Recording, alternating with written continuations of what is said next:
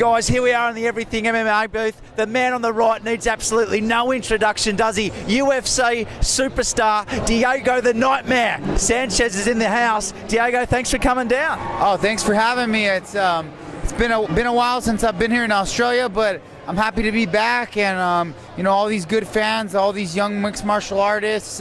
It's good to be here and get to share some of my knowledge. Second time in Australia, I believe, is that right? Second time here in this great state, and loving it. Yeah, nice. So tell us, what have you been doing over the 2 days while you're here?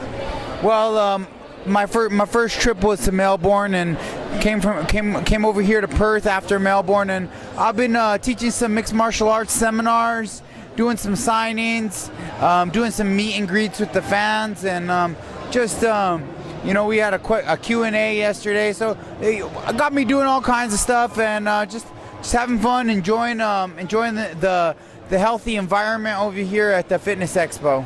But it's been a long time, hasn't it, when you think about the growth of MMA, because you really are the pioneer, aren't you, brother? I mean, the inaugural Ultimate Fighter back in Ultimate Fighter 1, it's been a long journey.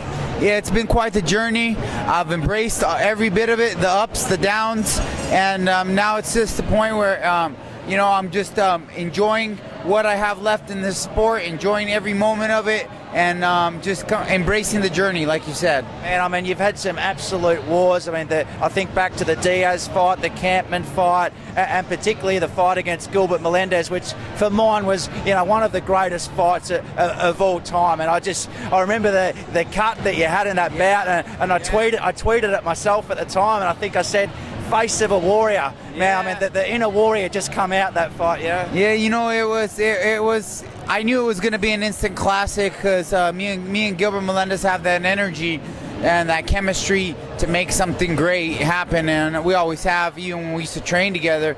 But there's been many great fights. A lot of people always come and talk to me, and they say that watching the Guida fight got him into MMA. I have other fans that come and say, watching the Ultimate Fighter season 1 got him into MMA. So I really have truly been able to be blessed to be a true benefactor and a pioneer of this sport.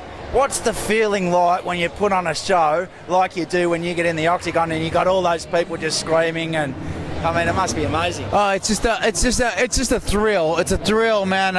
It's a ride that, like, I can't explain. The only way you can go through it is to go through it, and it's just a crazy adrenaline rush.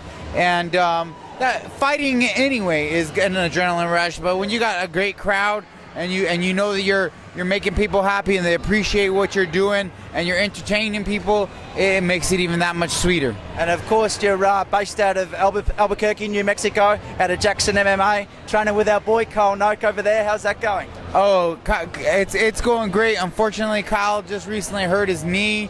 I feel bad for him. I wish the best for him and his recovery.